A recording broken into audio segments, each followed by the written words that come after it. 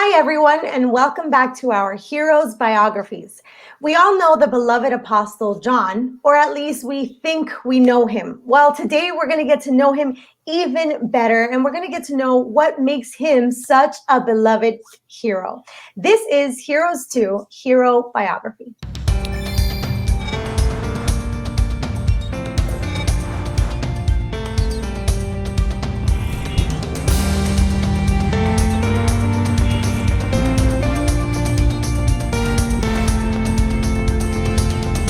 Joining us today to get to know more about John, we have Justin. Hello, Justin. Welcome. Hey, How are Kenya. Good. How are you? It's good to be here. Oh, so good to have you here. We're so happy that you're going to help us get to know John a little bit better. We have a few facts, but do correct us if we're wrong. Okay. We do know that John was the son of Zebedee. We know that he had a brother named James. We also know that they were fishermen and that they were some of the first disciples called by Jesus. We know by reading through the Gospels that he was one of the closest disciples to Jesus, so much so that when Jesus was on the cross, he told John, "This is your mother," to Mary, to let him know that he was basically giving him the responsibility of being a son to Mary. So if that doesn't tell us that there's a close relationship, I don't know what does. So we do have a few more questions to get to know John a little bit better, especially since he is one of the heroes in Heroes 2. So let's get started into those questions. The first question that we have here is, why do we like John's story so much? I mean, how much do we know of his story to even like it? Yeah, we got so much material about John because he wrote so much about the New Testament. I mean, he wrote the Gospel, he wrote Revelation. He's got like letter 1, letter 2, letter 3. And we got so much detail about his life that it's just really incredible to see the transition that occurred before Jesus, during Jesus, and after Jesus. And I think everyone can identify with him. He speaks very everyday common, yet he's got these really like lofty, elevated, like in the beginning was the word, and just very, very philosophical things going on too. Yeah, I definitely think that one of the things that stands out about John is his writing. Right? Especially what you just mentioned, just John chapter 1, just those first few verses just kind of come at you and you're like, whoa, we're going to get some real philosophical stuff in this book. Yeah. And then you get into it and you find a lot of lovely details. And even the way he just tells the gospel is so beautiful. And there's no wonder why he's considered a beloved disciple. He really does focus on love as a major theme of Jesus's whole ministry here on earth.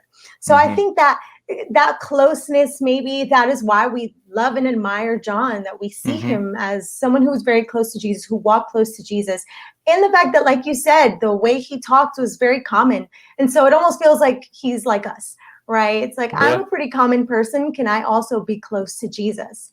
Yeah. Now, you also have these conversations there that with Jesus and other people that he records. These are like one-on-one conversations, and they're kind of long. And it's almost as if we can kind of be in that conversation as if we're having that conversation with Jesus. So there's like a level of intimacy, a level of intensity that's really uncommon for the rest of the New Testament. And it's just like we have these encounters with Jesus in the Gospel of John. Definitely. I feel like he really does bring us into the middle of the story. And I think that just makes it even more exciting to read. Now, one of the things about John now that we're, discussing him here in the hero biography is the fact that he is in our Heroes 2 game and everyone is very excited to play. And we have to stop and wonder, what makes John such a hero that he's now also included in our game? What is it about him that makes him stand out as a hero? Yeah, like you said, he's a fisherman, and in one way, he's just like any other person, and he's kind of boring in that sense. But in another way, he's in the inner circle of Jesus. He's like one of the original, right? He was so original that he was one of John the Baptist's disciples, and Jesus calls him, and now he's like in the inner circle. And because he's in the inner circle, he gets to see when Jesus is transfigured, and you see his divinity. Like John was there and saw that. John was at the cross, like seeing Jesus die on the crucifix. Like that's just an incredible witness. But the cool thing is also like after Jesus ascends and John is doing the whole Acts and the early church and all that stuff. I mean, Christian tradition says like They tried to kill him. The Romans tried to kill him, and they were persecuted, but they simply couldn't kill him. They tried to boil him in some oil, and he was just preaching the gospel while he's taking a bath in some oil. So that they eventually had to exile him on an island called Patmos, thinking that he would have no influence whatsoever. But this was when he receives the Revelation vision, and the book of Revelation comes out. Boom. And this guy was just invincible, though he was so normal and common and a fisherman. And for these reasons, I mean, this guy wasn't a hero. He was like a superhero. He was just couldn't be killed. Definitely. I think that it's not that we forget, but it's almost like we disconnect these two parts of John's life in a way where we think about John the disciple, but we're not thinking about this invincible John towards the end of his story who's like not dying. He's just surviving. And it makes me think about how important it was for him to live up until that moment where he was able to receive revelation and write the book. It was as if he was just being kept up until that moment. God was with him, was protecting him. And definitely, like you said, this is not just a hero. We're talking about a superhero who just is invincible. If anything, he seems the most invincible of all the heroes that we've discussed so far with his experiences. But although we can talk about all of these positive things, all of these wonderful things that we do know about John, what are some things that he struggled with? We know that there is some of the things we know about his character and his personality towards the beginning of Jesus's ministry. We also know of his story when he was just starting out the Christian church. So what are some of those struggles? You know, Kenya, like John's one of my favorite characters because I remember when I was younger, my grandmother would preach to me about this character of John and just how John had this temper problem, and he was called one of the sons of thunder along with his brother James. And I remember when I was an adolescent, I was just going through a lot of anger and like lashing out. And this was kind of my grandmother's way of saying, hey, you got to learn from this character. So it's really cool that years after that we're talking still about this apostle.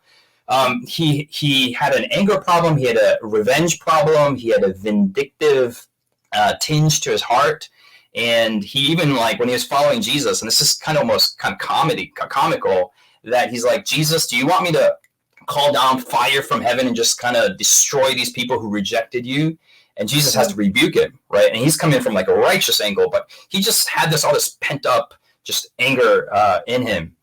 And you see the transition that occurs, right? That towards the end of his life, and you see in the writings of First John especially, he's known as the apostle of love. He's going around saying, love each other, love, and beloved. And you see that root word of love is found all throughout his writings. So what happens that you go from like a young guy of hatred and pent up rage and wrath, go into a gentle, a soul who's got just love for everyone. I mean, this is the cool, the transition, the transformation that we see in John's life as a whole. Definitely. I think that that's something that all of us at some point or another maybe can relate to. The fact that it is an incredible transformation, because when we first know him, you know, it's the children of thunder. They're just a lot. And he is very intense. And just like the example you gave there, he's just trying to get fire from heaven and he's just trying to destroy people. And then all of a sudden, like what we know him as is the disciple of love. Like, how does that happen? Which then brings us to this next question, because if there is a huge transformation here, if there is someone who does like this full 180, there has to have been something in the middle of those two versions of his life story. And so what was his relationship with God like? If he got from point A to point B, I'm expecting that this was a very, very beautiful and powerful and just an intense relationship, just full of communication and love and just so many things, because I can't imagine that it could have been anything less than that when we see him go from such an extreme point to a very different extreme. Well, it seems like John in his writings, he's always saying like, hey, I was there, like I was a witness. I was one of them. And when you compare his gospel to the other gospels, there's like these little details that only he mentions and not the other three. he almost has kind of like this intense these observation skills that he picks up on things that no one else has. So, for example, like Mary Magdalene comes in and she's trying to wash Jesus's feet. Well, John's the only one that picks up and says that the smell filled the entire house. Right? He's very observant. There's another thing, like when Jesus did the whole miracle with the fish, and John said there's 153 of them. Like he goes specifically and mentions the number. And like for 2,000 years, there's all these Bible scholars that are wondering, what does the 153 mean? It's a secret code for something. But it's simply John saying like, hey, dude, I was there. I counted all 153 of them. And that's how much that episode meant for him. All these small little details were very powerful. And he's the only one that describes washing of the feet. Or Jesus, after a whole day of walking around in a desert culture with like a little piece of leather between them and all the dirt, they come back home and they want to wash their feet, and they're all arguing, and Jesus comes in, and Jesus wants to wash fishermen's feet, which are especially stinky. Can you imagine? So you got all these little things, and just shows you that, you got the big stuff, you got the big philosophy, you got the big theology, but you also got these everyday small encounters that mean a lot. And that John just loved his relationship with Jesus. That even after Jesus ascended up to heaven, these are still lingering in his mind and in his heart. And he still wants to reflect this Jesus that he had contact every day with for 3.5 years. It's just a cool, it warms your heart to see such a change in him, in this young disciple. You know, with what you just explained there, which is so like spot on, it just makes me think that our relationship with God isn't something that's just going to happen from one day to another, that we're just going to see all of these changes from today. I decided today my relationship is good, and so tomorrow I'm going to be a changed person. But it seems to me that with what you just described, it was a day by day thing. Every little thing was kind of building up to something greater, which gave him then such a strong foundation for what was to come, for what he was going to have to go through and survive and actually do. So to all of us, I think that is such a great lesson, right? To just take every little moment that we can have with Jesus, every little moment we can spend with God, and just continue to build on that. So we're coming up to our last question. And I think that you've kind of given us an answer to this last question already. You've given us various different insights, various things about who John was that maybe we kind of missed because we were thinking about the bigger picture. But how can we now, knowing all of this about John, knowing those little details about him, apply his story to our very own lives? Well, there's two things that come to mind, and I want to really encourage everyone who may not be familiar with John, let's start with the Gospel of John. And for those of you who totally know the gospel, try it again, because the gospel is just so profound, right? But the two things that emerge in my study of John the Apostle is, one is we all have the hope of transformation, right? All of us have that hope. We all may be, X, Y, or Z, but like you said, as more time and more day by day, the walk, the encounter, devotional life, and in beholding Jesus, we will someday become like Jesus. Becoming this loving person may seem impossible for us now, and it may look like that won't happen tomorrow, but day by day, we can have that hope. And when we become like John the Elder, we may become this apostle of love someday. The second thing is that it's through knowing Jesus that we are changed.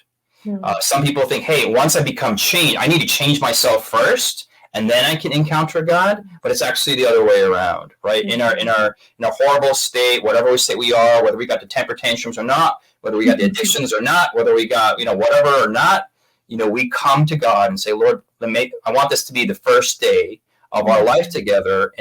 I want to encounter you every single day. So whether it's weird as 153 fishes, or as profound as in the beginning was the Word, Lord, I want to have that experience with you. And then one day we'll turn around and say, man, I've changed a lot. I didn't see it. I didn't see myself change every day. But when we look back after this trajectory, we can see that God has been very powerful in our lives. So this is the hope that I have as I look at the character of John in Scripture. I think that now when we start playing and choosing our characters and we choose John, it's going to be a reminder, I think, Mm. as we go through the game and we learn more facts about John, just a constant reminder that we too can experience that transformation no matter what point we're starting from. Yeah, And right. that all we really have to do is give our hearts to God and just day by day, get to know him better. And as we do, then we'll also be able to reach that level that John, once he was an elder, was able to reach. And what a wonderful just piece of hope that is to so many of us. So Amen. thank you, Amen. Justin, for joining us today. Definitely, what a blessing to have heard so many beautiful insights from the life of John that we can now apply to our lives as we continue to grow in Jesus. So thank you so much for everything that you've given us today. Thank you, Kenya. Thanks for the privilege. All right. Well, everyone, thank you for joining us on another Heroes 2 biography. We really have learned so much about characters that maybe we thought we knew so much about, but now we're realizing that we can still get to know more about them. We might have to reread their stories, and we're definitely going to play some Heroes 2 to get to know them better. So we will see you next time in our Heroes 2 Hero biography.